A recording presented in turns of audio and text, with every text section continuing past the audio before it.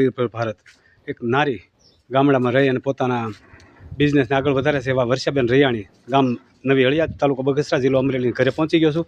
પોતે આ ગીરની ગાયો પાળે છે અને ઘરે પોતે દૂધના પ્યોર પેંડા ઓર્ગેનિક ટાઈપના આપણે જોઈ શકો છો આ ગાયું છે એની વિડીયોના માધ્યમથી તમને બતાવું છું। તો ખરેખર આપણે માટે એક આત્મગૌરવની વાત છે। સ્ત્રી પોતે પગભર થાય, ઘરના સભ્યોને એમાં પોતાના પતિ હોય, સાસુ સસરા બધાનું પ્રોત્સાહન મળ્યું છે અને પોતે અત્યારે આત્મનિર્ભર બન્યા છે અને પોતાને નારી રત્ન એવોર્ડ પણ 8 તારીખે મળ્યો છે। પૂજ્ય બાપુની સપ્તાહ હતી ત્યારે આ વર્ષાબેન પોતે જો ગાયની સેવા કરે છે। આ કપિલા ગાય છે,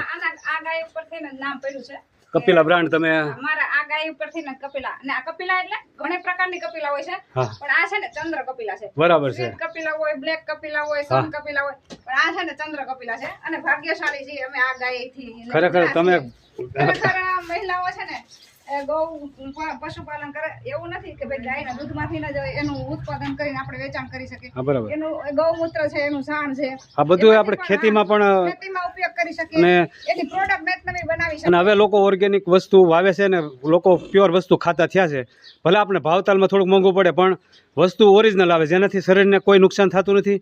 અને ખેતીમાં પણ કેટલા પ્રકારના રોગો થઈ ગયા છે, અનેક પ્રકારના રોગો છે પણ ગાયના દૂધમાંથી ગાય છે ને એક એવી શું કહેવાય ગૌ છે, ગૌ માતા। અને માતા શું કામે કહેવામાં આવે છે? એના દૂધમાંથી ગમે એટલી આપણે વસ્તુ બનાવી શકીએ છીએ, એના છાણમાંથી, એના ગૌમૂત્રમાંથી, એની તમામ વસ્તુ આપણે ઉપયોગમાં આવે છે। ખેતીમાં પણ તેના ગૌમૂત્ર અને ગોબરથી આપણે ખેતીમાં બહુ ખૂબ સરસ બરાબર।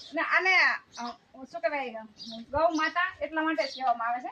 ગાયને ગમે એવું ખવડાવો ને તો આ જેની ગોદડી છે ને એની અંદર ઝેર આપણે દવા છાંટીને તો ઈ પણ એની ગોદડીમાં રાખી લેશે ઝેર, જે કાઈ ઝેર હોય વાહ સરસ વાત કરી, બનાવીને આપે છે ગાય। બરાબર, આ ખરેખર જાણવા જેવી વસ્તુ છે। દૂધ અમૃત કહેવામાં આવે, કા ભેંસના દૂધને અમૃત કહેવામાં ન આવે? ના ભેંસનું દૂધ પીવાથી લોકો આળસુ થઈ જાય એવું કહેવત છે પણ ગાયના દૂધથી સંસ્કાર, આપણા સારા વિચારો અને ગાયના દૂધથી આરોગ્ય પણ રહી શકીએ છીએ। કારણ કે મારે અત્યારે હાલ 45 વર્ષની ઉંમર છે પણ જોઈ શકો છો તમે હું કેટલી હેલ્થી છું કારણ કે ગાયની સેવા કરું છું, છાણ વાસીદા કરું છું, નિરણ નાખું છું, ગાયને દોઉં છું।